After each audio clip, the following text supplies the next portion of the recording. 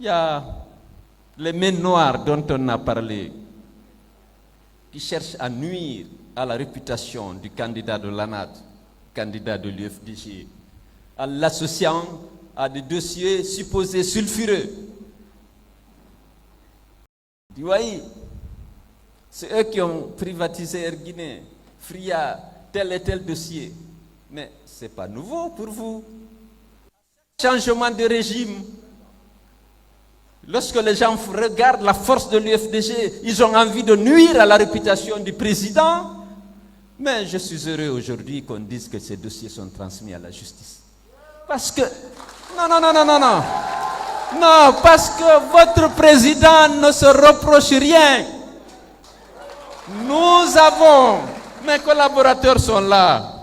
Parfois on dit que le parti est dirigé par le ministre des Transports. Il y a beaucoup qui sont venus, mais tous ceux qui ont collaboré avec moi dans ma carrière administrative, à la Banque centrale, aux grands projets, dans les différents ministères, ils ont du respect pour moi. Et Cheikh Fofana vient de le rappeler. Je ne suis pas un homme d'argent, je suis un homme d'honneur. Et si vous voyez qu'ils me suivent tous ici, ils abandonnent parfois les partis de leurs cousins et de leurs parents. C'est parce qu'ils ont confiance, ils considèrent que c'est une chance pour la Guinée. Ils savent sur quelle base j'arbitre, je décide. Ce n'est ni sur la base de l'ethnie. Je ne suis pas un homme d'argent. La gestion qu'on a faite pendant qu'on est des affaires, on est tous fiers. Alors, ils ont dit Air Guinée. D'accord, très bien.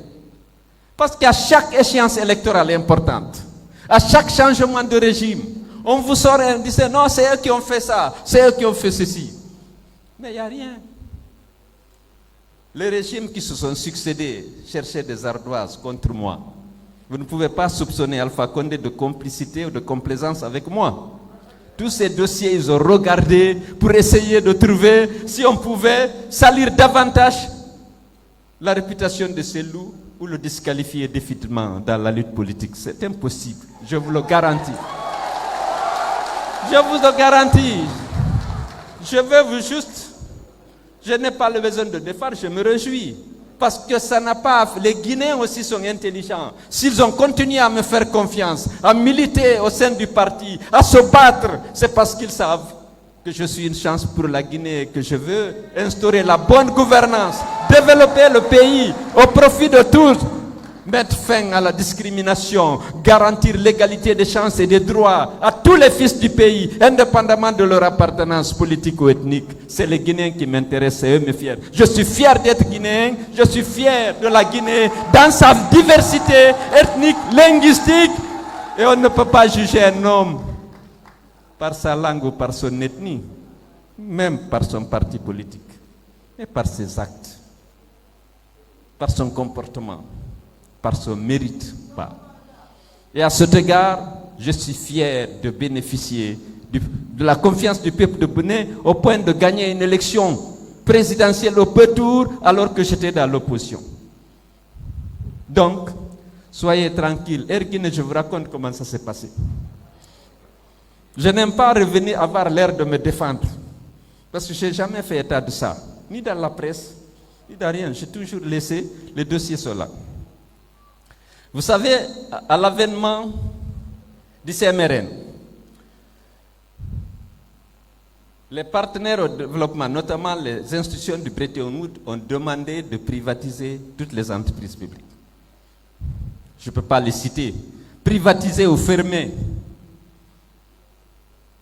On a commencé en 88 pour Air Guinée. La compagnie avait 3 avions neufs, un 707, un Boeing 707, un 727 et un 737. Ils ont dit qu'il faut revendre les avions et fermer Air Guinée ou la privatiser. En 88, j'étais un simple fonctionnaire à la Banque centrale, mais je suivais le processus. Ils ont revendu les 2 avions, le 707, le 727. Ils ont dit qu'il faut laisser le 737 pour les voyages du président. On n'a pas achevé la privatisation. Donc l'avion était resté là avec 500 personnes qui travaillent et qui doivent être payées par la compagnie. C'était à la fois l'avion présidentiel, le président voyageait beaucoup à l'époque, il voyageait avec l'avion et lorsqu'il n'est pas là, il n'y a pas de transport. Les déficits se sont accumulés, les subventions ont augmenté. Le fonds et la banque sont revenus à la charge pour dire il faut liquider Air Guinée et laisser l'avion au président, ou il faut chercher un partenaire, avoir une compagnie de taille moyenne. Ça a été accepté, le dossier a été préparé et soumis au Conseil des ministres qui a approuvé la privatisation de Air Guinée. Je vous explique. Le ministre des Finances a demandé une assistance technique à la Banque mondiale, parce que c'est le ministre des Finances qui est chargé des privatisations. C'est lui le ministre en charge du portefeuille de l'État. La Banque mondiale lui a envoyé une société qui s'appelle Aérosynergie, puisque j'étais ministre des Transports. L'expert était là, et en train de rédiger le cahier de charges et le dossier d'appel d'offres, lorsque le président Conté a décidé qu'il ne fallait plus vendre, parce que les 2 autres avions étaient vendus au Nigeria. Il dit non, cet avion-là, si on doit le vendre, il faut le vendre à Mamad Silla. À l'époque, je ne parlais pas à Mamad Silla, il y avait une animosité extraordinaire entre nous. Je suis venu dire au président, le président m'a appelé, vous êtes en train de vendre mon avion? J'ai dit oui, président, le Conseil des ministres a décidé, la Banque mondiale a envoyé l'expert, actuellement il est en train de rédiger les charges, le cahier de charges. Il dit non, il faut arrêter. Est-ce que c'est la banque qui a acheté l'avion? Je dis non.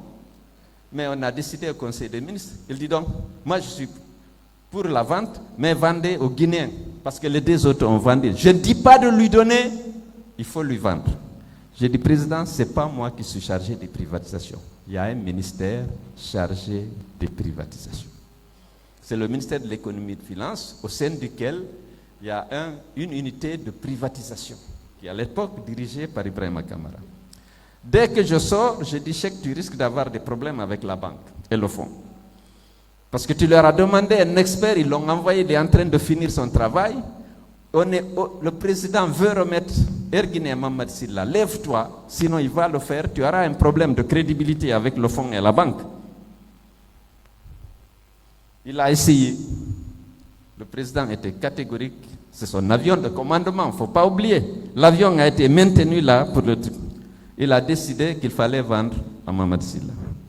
À partir de là, c'est le rôle du ministre de l'économie et des finances. Ils ont fait le plan social. Le président a pris un décret pour liquider Air Guinée et demander de vendre les actifs fins à El Hadj Mamad Silla. Le décret a été pris, bien sûr, dans le décret, on disait le ministre de l'économie et des finances et le ministre des transports sont chargés, chacun en ce qui le concerne, de l'application du présent décret. Ce décret existe. Alors, en matière de transport, c'est le ministère des Transports qui gère les droits du trafic du pays. C'est-à-dire que seul le ministère des Transports peut autoriser un instrument, une compagnie, de faire la liaison avec le Sénégal, avec la Sierra Leone ou avec la France.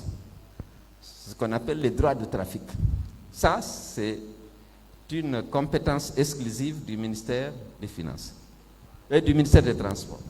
Après, ils ont négocié là-bas, ils ont fixé un prix, il a payé je ne sais pas combien. Il m'a dit que l'avion, c'était 4 millions de dollars, ce qui était écrit, 4 millions de dollars pour un Boeing qui avait 20 ans à l'époque. C'était raisonnable sur Internet. Est-ce qu'il a payé combien? Ça, c'est le rôle du ministre des Finances et du Trésor. Nous, on n'a pas envoyé de commission dans la liquidation. Il n'y a pas eu de commission. Mais je pense que l'opération a été relativement bien menée. Je ne sais pas qu'est-ce qu'on a fait des paiements ou s'il y a eu paiement. Je ne peux pas parce qu'on ne sait pas. Maintenant, la convention qui comportait des dispositions relatives au transfert des droits de trafic de Air Guinée à Air Guinée Express, cette convention, je l'ai signée. Il y a eu beaucoup de problèmes entre le président et moi pour ça, parce que je ne reviens pas dessus, parce qu'il pensait que je m'opposais, parce que j'étais en conflit ouvert avec Mamad Silla. C'était connu de tous les Guinéens. Je dis non, c'est parce que des engagements étaient pris. Je ne vais pas revenir sur tous les deux. Je voulais juste vous rassurer.